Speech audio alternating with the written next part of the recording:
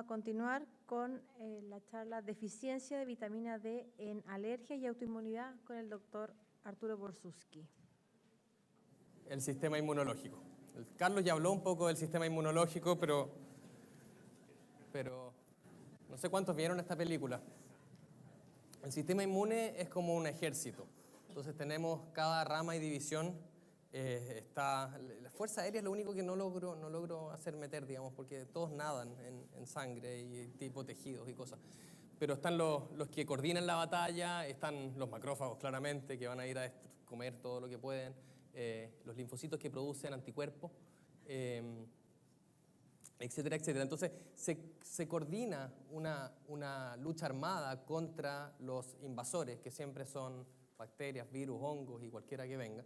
Y esa lucha armada está claramente influenciada por vitamina D. Ustedes pueden ver que Iron Man tiene la vitamina D en la mano ahí y se la está comiendo, porque la vitamina D es muy importante en el combate contra las infecciones.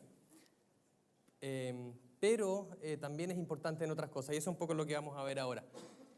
Voy a hacer una muy breve revisión para que se acuerden de lo que es el sistema inmune. Tenemos la inmunidad innata, la catelicidina, por ejemplo, es una de estas cositas que va saliendo de los epitelios para protegernos de los microbios. Los fagocitos, que son los que comen bacterias. Tenemos un sistema de complemento, que son proteínas que se unen a las bacterias para que sean más visibles a los neutrófilos y a los macrófagos para que se las coman. Las células natural killer, que van a ir a destruir células infectadas o malignas, así como comandos stealth, reconocen quién está mal y lo van a matar.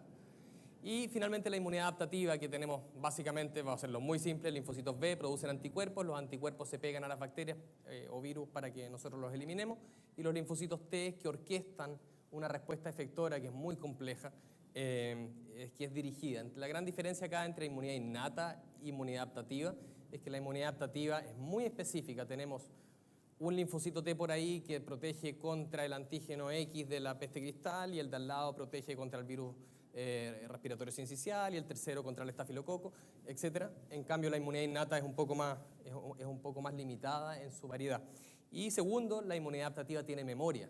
Por eso nosotros nos da peste cristal en general una sola vez.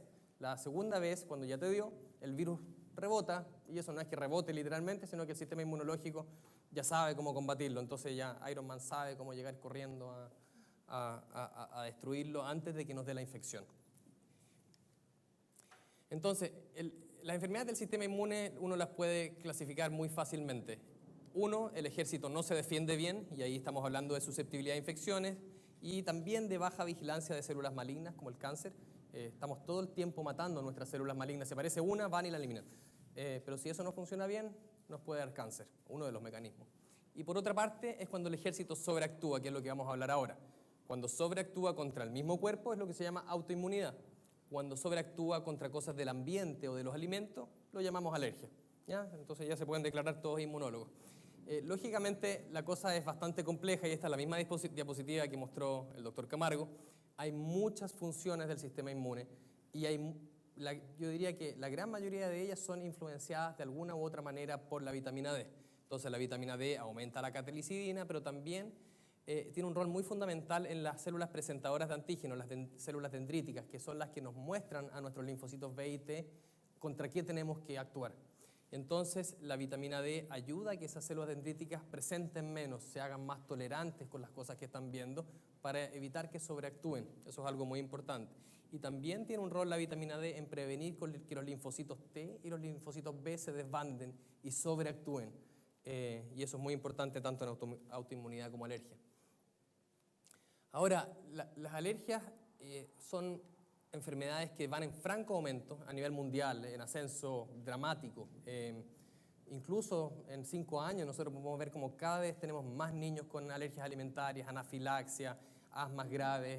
Eso es algo que en Estados Unidos ya lo tienen muy claro, incluso empezó a tener un plató ya, pero en Chile todavía va en ascenso, y los estudios que se han hecho en rinitis alérgica, en asma, que son los más claros, en Chile muestran que en 7 años, del 94 al 2001, las tasas aumentaban y aumentaban, y probablemente si los repitiéramos ahora estaríamos aún peor. Y probablemente son las enfermedades crónicas más prevalentes de la infancia, con la excepción probablemente de las enfermedades metabólicas que la doctora Leroy se dedica. que es la obesidad básicamente. Eso probablemente nos gana las alergias, pero sin contar eso, probablemente las alergias son enfermedades muy prevalentes, 30% de la población, más o menos. Y tenemos presentaciones progresivamente más precoces que sugieren que hay influencia de factores ambientales prenatales. Todo el mundo habla de la genética de la alergia. Si tus papás son alérgicos, tu riesgo de ser alérgico es muy alto, si tienes uno un poco menos, pero si los dos son alérgicos, tu vida va a ser terrible.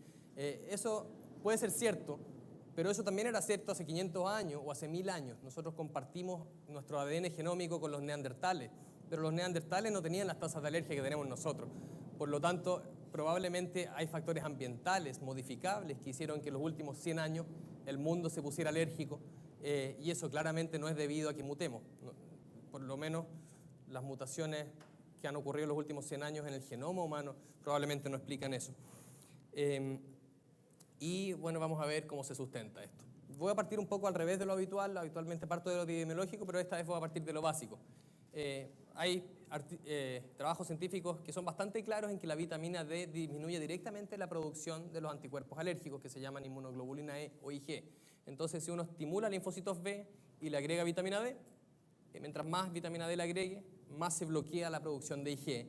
Pero eso no pasa para las otras inmunoglobulinas, la IgG, la IgA, la IgM, se mantienen igual. Entonces, hay algo muy específico de la vitamina D con alergia. Ahora, ¿ya vieron algunos estudios de sangre de cordón? Este es uno que se hizo en Australia. Australia es un país más o menos en la latitud de Chile. Y les midieron sangre de cordón, había un porcentaje deficiente, bajo 20 nanogramos por ml, acá está como 50, el grupo insuficiente y el grupo suficiente. Entonces pudieron comparar muy bien qué pasaba con estos niños. Entonces tomaban sangre de cordón, medían vitamina D y después los seguían y miraban qué pasa al año, a los 2 años y ahí en adelante. Y tenemos como resultado de ese estudio que las tasas de dermatitis atópica fueron significativamente más altas en los niños que nacieron con vitamina D de sangre de cordón más baja. Y eso se replica en este otro estudio que se hizo en Francia, que hay una relación bastante clara entre la probabilidad predecida o predicha de tener dermatitis atópica con la concentración de vitamina D en cordón. Sin embargo, no vieron en este estudio australiano una relación clara con sensibilización a alergenos o con alergia alimentaria mediada por Ig. Y acá un poco entramos en todo lo que es la variedad de los estudios. Acá todavía hay mucha discrepancia por la heterogeneidad de cómo se hacen, a quién se estudia, cómo se lo estudia. Ahora, la dermatitis atópica o eczema, una enfermedad crónica de la piel que típicamente afecta en los niños pequeños en la cara, los pliegues en los niños más grandes y en los adultos, y que es una enfermedad que si bien no va a matar al paciente, quizás no es tan grave como la preeclampsia, pero afecta la calidad de vida de quienes la sufren tremendamente. Y hay muchas razones para pensar que la dermatitis atópica pudiera ayudarse con vitamina D. Disminuye la producción de Ig, disminuye el estímulo de los linfocitos B y T, aumenta la catelicidina. Acá los niños con dermatitis atópica se les tiende a sobreinfectar la piel. Entonces, varios investigadores, incluyendo nosotros, hemos investigado si es que la vitamina D ayuda a mejorar la dermatitis atópica. Este es un único paper que es de todo Sudamérica, que vieron por un cuestionario, esto es bastante burdo, pero es lo que tenemos, de cómo son las tasas de dermatitis atópica.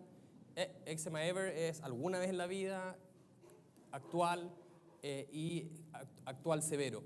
Y pusieron muchas ciudades, Quito, el Amazonas, etcétera, etcétera, etcétera, hasta que llegamos a Punta Arenas. Entonces, si uno mira la tasa de dermatitis atópica alguna vez en la vida, el más alto de Sudamérica, voilà, Punta Arenas.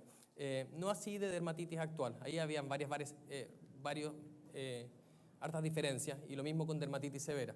Pero es un dato que llama la atención y es consistente con lo que nosotros creemos. Esto es un simple reporte de caso de una paciente que tuvimos en Santiago que venía de Puerto Montt con una dermatitis atópica muy severa, al grado que la empezamos a estudiar y de repente nos dimos cuenta que no solo tenía la vitamina D indetectable, sino que tenía raquitismo puro y duro. Ahora, lo habitual es tener raquitismo en un bebé de 1 año, 2 años, porque está en rápido crecimiento, y eso hace que su demanda de calcio de parte de sus huesos sea muy alta. Por lo tanto, si hay poca vitamina D, no va a ser suficiente y van a hacer un raquitismo hipocalcémico. Pero en la adolescencia también puede ocurrir esto. Entonces, esto es un punto de alerta. Las poblaciones del sur están en riesgo de raquitismo, no solamente los bebés, sino que los adolescentes también. Y esta niña tenía una 25-hidroxivitamina D, esto está en nanomoles, por lo tanto 12 de ion 2,5, tenía 5 o menos o sea, menos de 5, porque la máquina no logró medir, fosfatasas alcalinas altas, la paratormona por el cielo y el calcio bajo rango normal. Y este fue un poco el inicio de un proyecto de investigación que hicimos, financiado por Fondesit, en que le dimos vitamina D, obvio, tiene el raquitismo hipocalcémico por deficiencia de vitamina D, pero no solamente eso le arregló sus parámetros bioquímicos, sino que mejoró mucho su dermatitis atópica. Entonces dijimos, bueno, ahora tenemos que estudiar esto mejor. Ahora, esto es un estudio italiano en que vieron que, un poco similar a lo que les han mostrado otros investigadores, los niveles de vitamina D sérico, acá, y la severidad de dermatitis atópica están correlacionados. Si uno tenía dermatitis severa, menos vitamina D, dermatitis moderada, dermatitis leve. Ahora, en estos estudios que son observacionales, uno puede decir, la vitamina D es la cura para esto. Pero hay que tener ojo, esto puede ser el huevo o la gallina. Alguien que tiene el 80% de su cuerpo cubierto por dermatitis, probablemente no va a querer ir a la playa, así como el salvavidas de Miami, a tomar sol. Le va a dar vergüenza posiblemente. Puede ser que le hayan dicho que el sol le va a hacer mal, ocurre todo el tiempo, y usa cremas súper gruesas para tratar su enfermedad. Entonces, claro, eso puede ser esto debido a esto o al revés. Entonces hay que tener mucho cuidado. Ahora, la evidencia más básica y científica apoya que probablemente la vitamina D sí tiene un rol en la severidad, pero siempre hay que tener consideración inversa. Ahora, cuando miramos, este es un estudio de Santiago, tomamos 100 niños, 101 niños con dermatitis atópica, y les medimos la 25-hidroxivitamina D, a ver si teníamos los mismos resultados que los italianos, y no obtuvimos una correlación clara. Más dermatitis atópica no significó claramente menos 25-hidroxivitamina D. Sin embargo, cuando miramos la fracción libre de la vitamina D, la que realmente tiene acción biológica, y esa es la que está no unida a proteínas del plasma, vemos claramente que hay una correlación bastante significativa con la severidad de la dermatitis atópica. Por lo tanto, esto es algo bastante nuevo, de hecho ustedes son los primeros en verlo, y en ese sentido es una línea de investigación que todavía está muy clara. Ahora, también vimos que los que tenían menos vitamina D libre tenían menos bacterias en la piel, tenían menos historia de infecciones bacterianas de la piel, por lo tanto quizás no es solo infecciones respiratorias, infecciones cutáneas probablemente también. Y otro estudio que se hizo, este es previo al nuestro, en Mongolia, tomando niños, los de la clase de al lado de los que mostró el doctor Camargo anteriormente, tomaron los que tenían dermatitis atópica y les dieron lo mismo, vitamina D en la leche o no, pero una dosis distinta. Esta vez les dieron 1000 unidades al día versus placebo por un mes. Y encontraron una mejoría significativa de la dermatitis atópica. Pero hay una salvedad, estos niños tenían dermatitis atópica relacionada a invierno. Cuando llegaba el invierno, los niños tenían dermatitis atópica. Excluyeron a propósito los que tenían dermatitis atópica cuando era verano principalmente. Nosotros en Chile no tenemos ese patrón, probablemente tiene mucho que ver con la humedad ambiental que tenemos en Chile, que es inversa a la del hemisferio norte. En el hemisferio norte los inviernos son muy crudos, pero son muy secos. Cualquiera que haya ido a Estados Unidos, a Canadá en invierno puede sentir la electrostática, que uno se está dando la corriente todo el rato con la misma ropa. En Chile el invierno es húmedo, entonces eso puede tener, hay varios factores confundentes que hay que tener en cuenta en este tipo de intervenciones. Ahora, hicimos con estos mismos 100 niños un estudio randomizado, controlado, en que les dimos o placebo o vitamina D, pero se lo dimos semanal, un poco por las mismas consideraciones de que se lo irá a tomar todos los días el niño. Bueno, démosle semanal, le dimos 6 semanas y vimos cómo mejoraba su dermatitis atópica. Y a primera vista no vimos una mejoría, el puntaje de dermatitis atópica dio igual.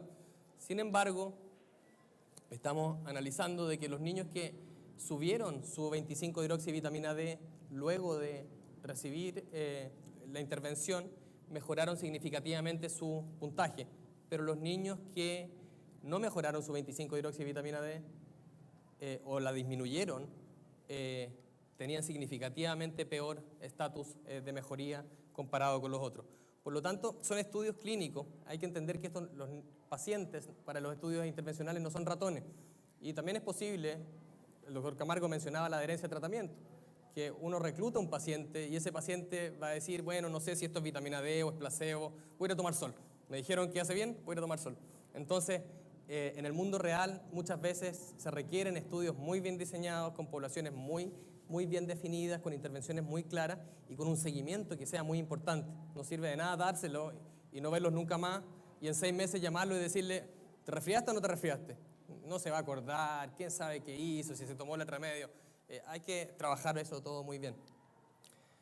Ahora, otro punto que es importante tener en consideración es que hay algunos estudios que han mostrado que no solamente la 25-hidroxivitamina D baja se asocia a alergia, pero también cuando los niveles son muy altos, también hay estudios que muestran aumento de alergia. Esto quizás no es tan relevante para infecciones respiratorias, para cáncer, para otras enfermedades, pero en alergia sí pareciera ser que si tú tomas demasiada vitamina D, puede ser que aumente. Por lo tanto, hay que tener en consideración que esto es una hormona. Entonces, como cualquier hormona, si uno decide tomarla a destajo, así como si tomamos tiroxina o cortisol, puede ser que nos haga mal. La vitamina D tiene un perfil de seguridad muchísimo mejor que cualquier otra, pero hay que tener en consideración que esto no es un juego, que vamos y tomemos todos y nos vamos a sentir mejor y vamos a tener menos enfermedades. Hay que tratar de clarificar cuál es la mejor intervención, la mejor dosis, la mejor frecuencia. Ahora, pasando a alergia alimentaria, el doctor Camargo y junto con investigadores en Australia empezaron a ver que los niños que nacían en invierno, probablemente con 25 HD más baja, tenían mayor tasa de alergia alimentaria, en especial alergia al maní, empezaron a ver que era mayor. Y esto es en Australia, los niños que nacen en el sur tienen una tasa que es más del triple de alergia al maní, de alergia al huevo y de dermatitis atópica que los niños que nacen en el norte de Australia. En el norte de Australia es más trópico, hay sol, abajo no hay sol. Pero en asma, al igual que lo que mostraba el doctor Camargo, no había una relación, porque el asma es una enfermedad bastante más heterogénea. Ahora, el 2007 el doctor Camargo publicó, y lo cito una y otra vez, porque realmente este fue uno de los papers claves en crear esta teoría de vitamina D y alergia, mostraron que las ventas de autoinyectores de adrenalina, o sea, medicamentos de emergencia para anafilaxia, típicamente por alergia alimentaria, eran muchísimo mayores en el norte de Estados Unidos que en el sur de Estados Unidos. Entonces hay una gradiente latitudinal que incluso, si se recuerdan mis gráficos de la radiación solar, la radiación solar en Estados Unidos no va bajando plano, sino que tiene esta misma inclinación, lo que son datos muy potentes. Y eso se ha replicado en Australia, no solo con datos de anafilaxia, sino también, por ejemplo, con ventas de fórmulas especiales hipoalergénicas para niños con alergia alimentaria. Y por último, en esta misma línea, los niños con muchas alérgicas alimentarias, más de huevo, maní, tenían una tasa de deficiencia mayor de vitamina D que niños sin alergia alimentaria. Ahora en Chile, y estos son datos nuestros locales que ya están publicados, tenemos que las tasas de hospitalizaciones por anafilaxia de cualquier causa, de Santiago, latitud 33 al sur, tienen un crecimiento exponencial y obviamente pueden adivinar qué región es esta, esto es Magallanes. La tasa de hospitalizaciones por anafilaxia más alta del país está acá en Magallanes. 3 veces prácticamente, 2,5 veces en la media nacional. Y específicamente esa anafilaxia se hizo mucho más fuerte, no con anafilaxia a droga, sino que con anafilaxia a alimentos, sobre todo en niños. El valor más fuerte fue anafilaxia a alimentos en niños. Por lo tanto, la evidencia que tenemos en alergia por varias ramas, dermatitis atópica, alergia alimentaria, es bastante consistente en que hay una asociación en que deficiencia de vitamina D se asocia a mayores tasas de alergia. Ahora, el desafío que tenemos es ver dónde está la intervención y qué intervención.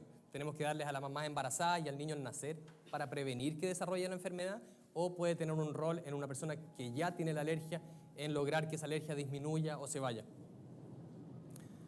Ahora, pasando a la otra sobreactuación de nuestro ejército, esto es cuando realmente el ejército se ensaña contra uno mismo.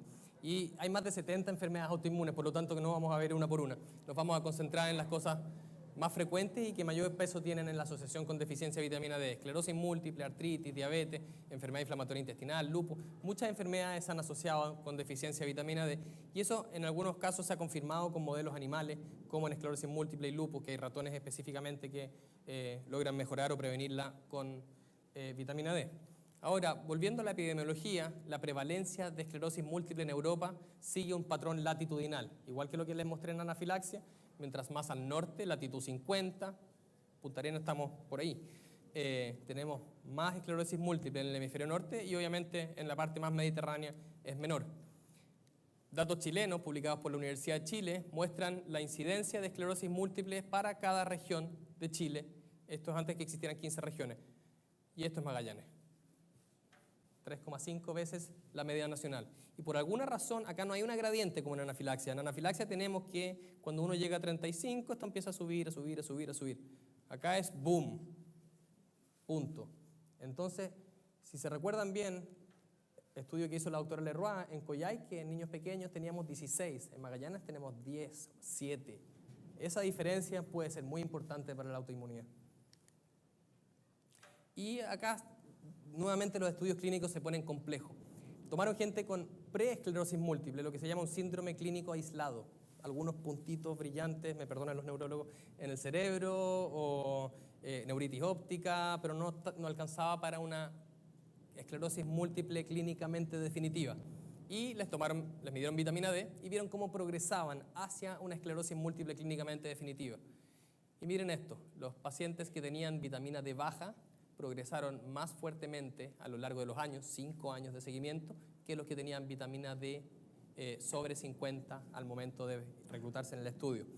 Y tenían algunos otros outcomes como número de lesiones activas diferentes, número de lesión, el volumen cerebral y número de lesiones en la resonancia magnética era claramente diferente entre uno y otro.